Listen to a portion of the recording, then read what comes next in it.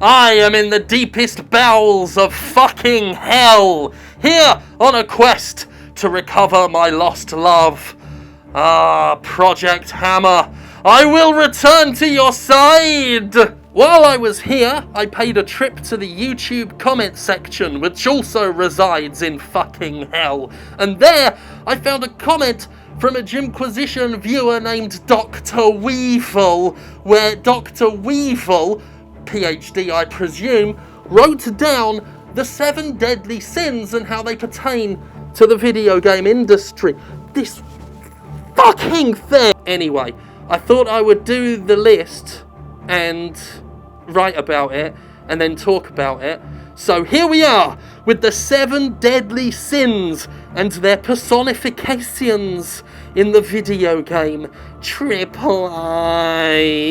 industry.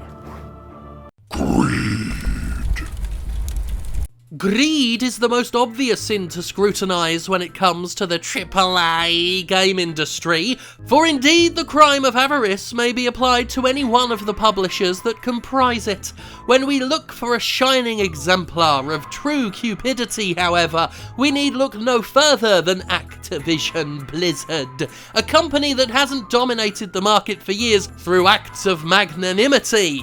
Bobby Kotick, Serpentine CEO of the company, once stated outright that he would charge more for Call of Duty if he could, which is what any CEO would do, but he's the one so shameless he'll come out and state it publicly. Such is the overwhelming greed of Activision. Activision is responsible for the popularisation of many of the worst excesses of monetisation in the mainstream gaming space. The company is responsible for some of the biggest franchises in gaming. Between Call of Duty and Blizzard's output, they make money hand over fist from sales alone. But steadily, and really not all that slowly, ActiBliz has introduced increasingly aggressive additional fees into the system. It started with DLC, but before long Call of Duty was playing host to microtransactions, while Overwatch popularised the concept of loot boxes to unprecedented levels. Activision has continued to use gambling mechanics with reckless abandon, even during periods where other companies have backed off. Activision Blizzard is the company that remastered Call of Duty 4, then held it to ransom behind the special edition of that year's newest entry in the series, then they added microtransactions to the game with pay-to-win purchases, then they added loot boxes to it, and as if that wasn't enough, unlike every other remaster this generation, they took out the DLC map packs and resold them with a price increase to boot. It's that level of sheer bloody-minded avidity that makes Activision an avatar of money hunger on Earth. From content repurposed to loot boxes in Destiny 2, to an outright con job of a progression system and post-launch microtransactions in Black Ops 4, Activision is the epitome of greed. Sloth. What other company could embody sloth quite like Valve? Once an amazing game developer, now an obliviously sleeping warden at the digital equivalent of Arkham Asylum, Valve sits at the head of Steam, which is responsible for the sales of so many PC games. It has for a long time been the de facto marketplace. But such success breeds complacency, and Valve's desire to sell more games than any other platform ever has found itself married to Valve's unwillingness to police or even vaguely scrutinise the content it's selling. The company's so committed to doing nothing, it's made more work for itself in an attempt to do less work.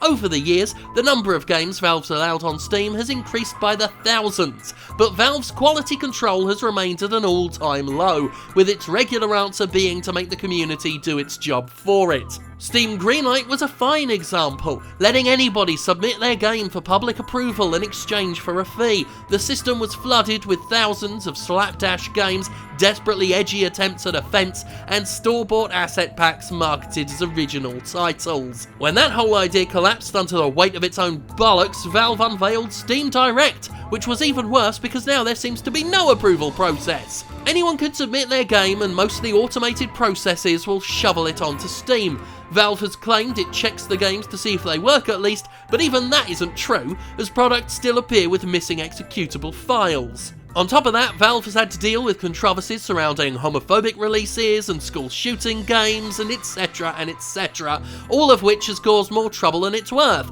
But the true art of laziness is to work hard at hardly working, which Valve has managed to do with self-defeating aplomb to the point where a lot of indie developers are struggling to get noticed on the service and have had to look elsewhere.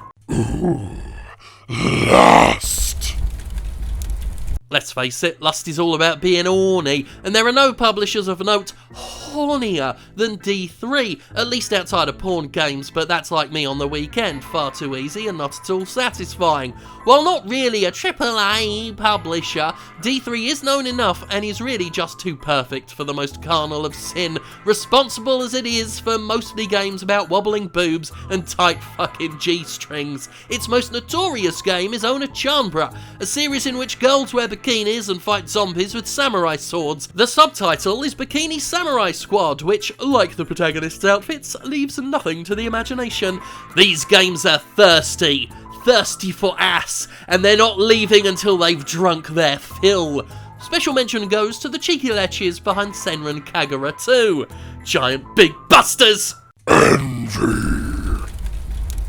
Envy is a difficult transgression to affix to any one publisher, for the manifestations of such a sin are many and could be applied to many situations. The originator of this concept placed Capcom in this slot, possibly due to it always wanting more sales than it ever gets, but for this I'm going to have to substitute everybody's favourite punching bag, Bethesda Softworks, for exhibiting its jealousy of other major publishers in the release of the desperate Fallout 76, a ramshackle, always online disaster that felt entitled to a piece of the live service pie enjoyed by so many other companies. Bethesda had no place in the live service market, but crammed in anyway to try and make some of that good compulsive player money. But it rubbished everything up with a rubbish game that was rubbish. Let us not forget the envy it breeds itself, such as making owners of shitty nylon bags envy the canvas bags Bethesda falsely advertised. And then, when vowing to replace the bags, Bethesda made people whose personal info got leaked in the process envious of those who didn't. I definitely didn't use envy as a free space on the Sin Bingo card to bag on Bethesda. Emphasis on the bag. Gluttony. While gluttony is mostly associated with food, and I am a proud practitioner of it, though to be fair, I'm a proud practitioner of most of the sins here, it can certainly apply to overindulgence in a more general sense, and in lieu of corporations forming their own physical manifestations and consuming us all with newborn maws that echo with dread birth screams, we must look to the lords of excess, Ubisoft. The sheer extravagance of Ubisoft is on display with every major release. Ubisoft releases so many editions of any single game that you often have no idea what version contains which stuff without the aid of spreadsheets. It's become commonplace for Ubisoft to have up to 6 different editions of a game with increasing price, from the regular edition to the industry standard silver and gold ones to ever more expensive collector's nonsense. But to really seal the deal on this extravaganza of audacity, Ubisoft incorporates plenty of old-fashioned money grubbing to make its particular brand of greed truly self-indulgently gluttonous. Microtransactions abound, of course, with extra fees including not just cosmetic shit, but active gameplay enhancements such as experience boosters. This is on top of the usual season pass DLC bollocks, because there's no such thing as too much money for any of these bastards. Ubisoft's also been putting a lot more stock in promotional tie-in stuff, with Assassin's Creed Odyssey content available only in Totino's pizza rolls bought at Walmart, regardless of what expensive special edition you bought, and even a tie-in with Amazon Alexa. Ubisoft goes hell for leather with pre-order bonuses as well, pushing them harder than perhaps any other publisher, to the point where I heard about Far Cry 4's pre-order bonuses before I'd even heard of Far Cry 4. There are many greedy companies, there are many envious companies, but Ubisoft luxuriates in its prodigality, a shining beacon of superabundance, propelled by a desire for ever more debauchery. Konami is a bitter little bastard, with a history of worker mistreatment allegations and demonstrable lashings out at critics and anybody who it feels gets too big for their boots. On a personal level, it's no surprise to regular viewers that Konami blacklisted yours truly for repeatedly criticising its inept marketing and broken PR department. They also didn't like that I said the Silent Hill HD collection was shit, which it was. Konami doesn't take criticism very well at the best of days, and I've known former employees who've never wanted to speak out against that publisher for such a very reason. Konami will keep up a grudge against a critic basically forever. It may forget to advertise that it's releasing an upcoming fucking game, but it will remember a slight until its dying day. As renowned for its spite almost as much as its incompetence, Konami is a stupid company, seemingly guided by a one-winged sparrow smacking into the bars of a birdcage. But the fallout between Konami and Hideo Kojima is truly breathtaking. After the successful release of Metal Gear Solid 5, Konami rather unceremoniously dumped its famous director in a breakup that didn't look all that friendly from the outside. The split dragged on for a year and was marked by such things as Konami surreptitiously removing Kojima's name from publicity related to Metal Gear Solid, and Kojima having his access to corporate email and communications restricted. This was all after Guillermo del Toro and Kojima were confirmed to be working on Silent Hills, a hotly anticipated and brilliantly revealed new installment to the Silent Hill series. Yeah, that got suddenly and harshly dropped like a dogshit full of bumblebees. Konami even went so far as to block Kojima from travelling to the Game Awards to accept a prize, news which caused host Jeff Keighley's audience to boo with righteous indignation. Konami is Konami, and Konami is the worst. Fuck Konami and all its misplaced, absurd wrath. Pride. And accomplishment.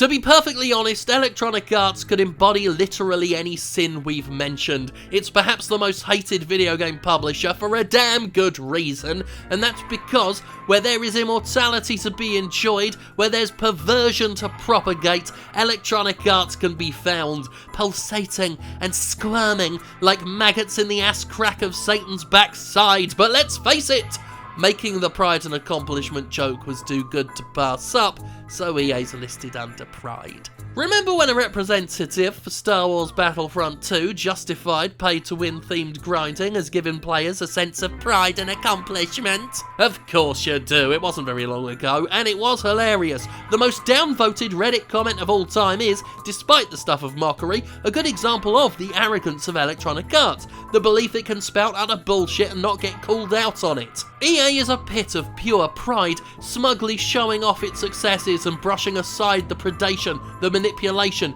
and the devaluing of its games utilised to get where it is. This is a company so committed to keeping gambling mechanics in its games, it's actively breaking the law in Belgium in order to keep its FIFA loot box racket going.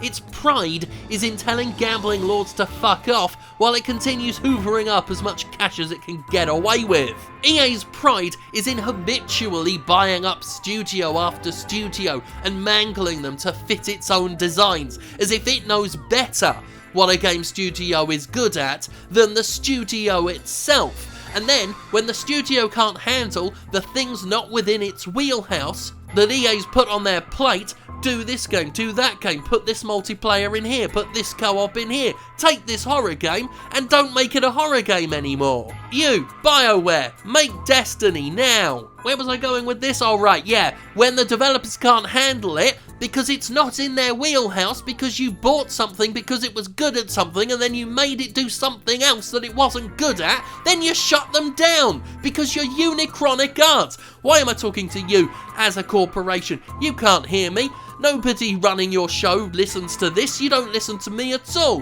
Why won't you return my calls? Why won't you take me back? EA? Electronic Arts, you are pride.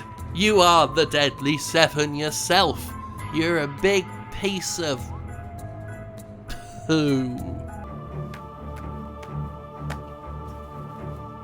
As you can see, Dr. Weevil's comment differed from mine a little bit. A few things changed around. But either list is quite good, I think.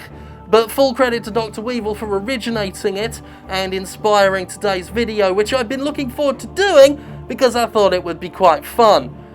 I don't know whether you found it quite fun or not, but I had quite a bit of fun making it. And hark! Forsooth, what lies yonder? Sadness. I am a-coming! Thank God for me! Oh, probably shouldn't say that round here. Naughty, naughty. I'm coming for you, Sadness!